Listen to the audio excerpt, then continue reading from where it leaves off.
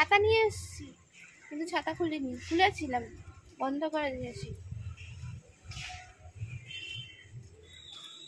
এই রাস্তা দিয়ে অনেকদিন বাদে যাচ্ছি।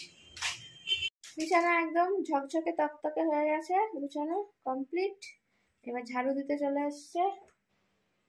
যেখান থেকে ভিডিওটা শেষ করেছিলাম আজ সেখান থেকে শুরু করলাম, কারণ যদি আমি পুরো ভিডিওটা দিতাম তাহলে অনেকটা লম্বা হয়ে যেত। আর জানোই তো বাড়িতে অনেক কাজ থাকে, সব কিছু শেয়ার করলে আর কয়েক ঘন্টার ভিডিও হয়ে যাবে। তা যাই হোক, বাইরে থেকে বাইরের কাজ সেরে চলে আসলাম। তারপরে বিছানা টিছানা গুছিয়ে মা ওইদিকে ঝাঁটফাট দিল, আর এখানে আমি চলে আসলাম মাকে একটু হেল্প করতে, মানে বাসন টাসনগুলো মাজতে রান্নাঘরে। তারপরে মা আবার এসে কানে কানে দু একটা কথা বলে গেল, সেই সব বলে টলে নিয়ে আমি আবারও লেগে পড়লাম বাসন মাজায়। বাসন মাজতে যদিও বা আমাকে রোজ দিন হয় না, মাঝের মধ্যে আমি একটু মেজে মাকে একটু হেল্প করে দিই। যদিও বা বাড়িতে দেখবে মিলে ঝুলে যদি কাজ করা যায়, বাড়ির মেয়েরা যদি একটু মিলে ঝুলে কাজ করে তাহলে কিন্তু সবারই কষ্টটা একটু কম হয়। তা যখন যেরকম পারি তখন সেরকম করার চেষ্টা করি। এখন বাসন মাজছি আজকে, অন্যদিন হয়তো ঘর টরগুলো মুছি, এরকম আর কি। সব দিন যে সব কাজ করি তা কিন্তু একদমই নয়।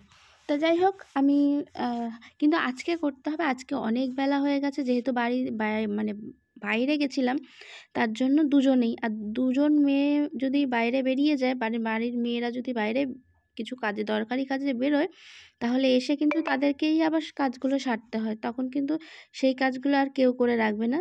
তা সেই চিন্তা মাথায় নিয়েই বেরিয়েছিলাম।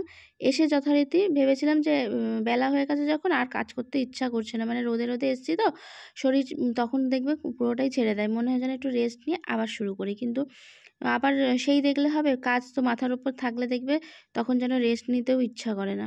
তাই জন্য মা বলল যে চল দুজনে মিলে কাজগুলো সেরে নিই, তারপরে নয় একটু রেস্ট নেওয়া যাবে।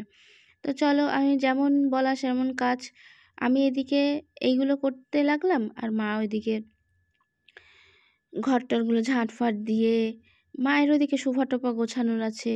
মা ঘর গোছাতে খুব ভালোবাসে আগাগোড়াই, তাই ঘর ধর গুছানো মা এক্সপার্টও।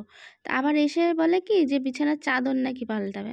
ঠিক আছে, যখন বললো তা বিছানার চাদরটা পাল্টে নিক, আর সেই চাদরগুলো যেগুলো বেরিয়েছিল সেই চাদরগুলো আরও কিছু জামা কাপড় সেগুলো আমি কাচতে দিয়ে দিলাম। কাচতে দিয়ে মানে সব দিকে সব কাজগুলো এগিয়ে যাবে আর কি।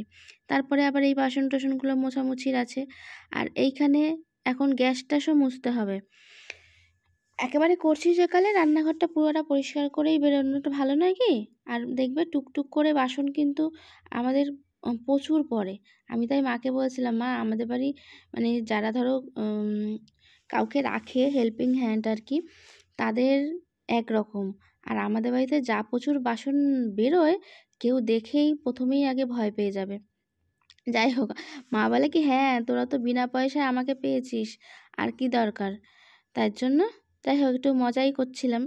তারপরে এই যে চলে আসলাম গ্যাস ট্যাসগুলো মুছতে। আর আমি কিন্তু এইগুলো কি দিয়ে মুছি বলো তো, লিকুইড যে ভিমের যে লিকুইডগুলো সেগুলো দিয়ে। এতে কিন্তু খুব ভালো চকচকে পরিষ্কারও হয়, আর তেল চিটাটা খুব ভালো উঠে যায়। কারণ এই দেখবে রান্নার টেবিল যতই তুমি যেরকমভাবে পরিষ্কার করো, একটু যদি না মানে সাবান সোডা কিছু দেওয়া হয়, তাহলে কিন্তু চিটচিটে একটা ভাব থেকেই যায়। আর আমাদের এই চিটচিটে মানে তেল চিটে আর কি, এই জিনিসটা মা একদমই পছন্দ করে না, যাতে টাইস ফাইসে এমনি সময় হাত দিলে কেউ না বোঝে যে এখানে রান্না হয়েছে আর কি, দেখে মনে হবে যেন সবসময় পরিষ্কার। মা সবসময় এরকমই রাখতে পছন্দ করে। তা ঠিক আছে, মায়ের মতন করেই কিছুটা করার চেষ্টা করলাম। আর এখানে যে রান্নাঘরের দেখবে দেয়াল ঠেয়ালগুলো এক পত্র একটু মুছে রাখলে, তাহলে আর বেশি নোংরা হলে না তখন করতে বেশি কষ্ট হয়। তার থেকে রোজ দিন যদি এরকমভাবে আমি তো একবার ধরো এখন করছি, কিন্তু মা কিন্তু এখনও মানে এরকম সময়ও করবে, আবার রাত্রিরে করবে।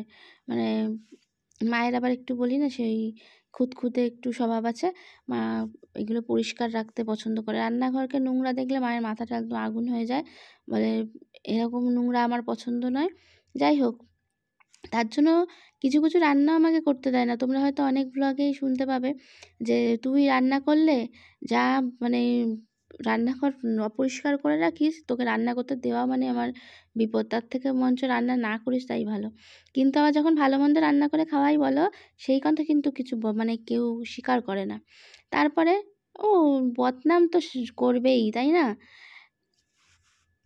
আর একটু বদনাম না থাকলে বেশ ভালো লাগে না। চলে এসেছি ছাদে জামা কাপড় নিয়ে, যেগুলো কাঁচা হয়েছিল। কারণ এই এত বড় গামলি, বুঝতেই পারছো, এত বড় গামলি নিয়ে মা তো আর ওই সিঁড়ি দিয়ে আসতে পারবে না। এমনি মায়ের হাতে ব্যথা, তার মধ্যে মানে অপারেশন আছে আর কি। তারপরে এই যে হাতে একটা চাদর নিয়ে চলে এসছে, দেখো না কেমন লাগছে দেখতে। তারপরে এবার আমি বললাম যে আমি ঠিকই পারবো, আমি মানে অন্য দিনকে আমি মিলি না। বলছে কি না, তুই একা একা মিলবি রোদের মধ্যে, মানে এদিকে কষ্ট হচ্ছে যে মেয়েটা আমার একা একা মিলবে, রোদের মধ্যে কষ্ট হবে, তার থেকে যাই আমি দুজনে মিলে তাড়াতাড়ি হয়ে যাবে। সেটা আর বলছে না, বলছে না তুই পারবি না, আমি যাচ্ছি। যাই হোক ঠিক আছে, তাহলে আমি ক্লিপ দিয়ে হেল্প করে দিই। তাই জন্য এই যে ক্লিপগুলো লাগিয়ে দিচ্ছি, আর মা ওইদিকে সুন্দর করে টান টান করে মিলে দিচ্ছে।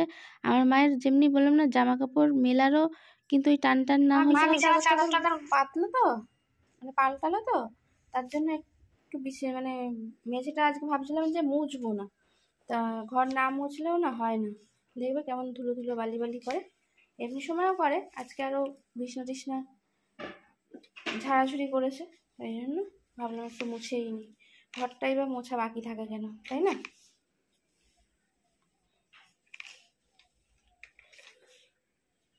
স্নান করে বেরোলাম, এবার খাইতে হবে। টাটা, আজকের মতন খাওয়া দাওয়া করতে হবে, নাহলে আর চলে যাচ্ছে না। অনেক কাজ করে নিয়েছি, অনেক কাজ করে নিয়েছি। এখন বাবা পাম্প ভরতে যাবে বলছে, 3টে বাজে। খেয়ে দিয়ে তারপরে বলেছি পাম্প ভরতে, একদম যাবে না বলে দিলাম। আর খাওয়া দাওয়া হবে তারপর। কি বলো? আছে কিনা ঢুকতে দিবি? কি বলেছে? বললে শুনতেই চায় না। যত বলি খাওয়া দাওয়ার পর পরে আস্তে আস্তে পাম্প ভরা যাবে না, এক্ষুনি যেতে হবে। আর চালিয়ে ব্যাস ঘন্টাখানেক চালিয়ে রেখে দেবে। যতবার ধরো আমরা টাইম বললাম যে এত থেকে এতটা, আমরা বুঝতে পারি তো, 10 মিনিট 20 মিনিট যেরকম চালাতে হয় বলবে তো।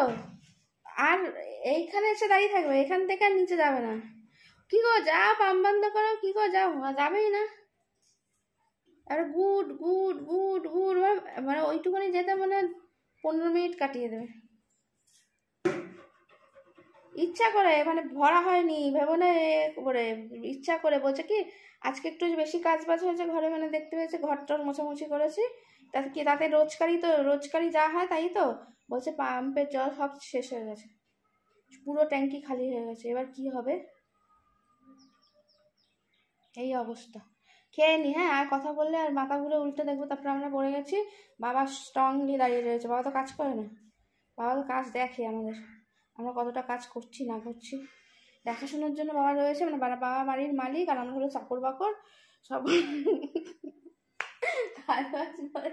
রেডি হয়ে গেছে স্যার, এবার আমরা কি খেতে পারি? খাবার কি দেবেন নাই?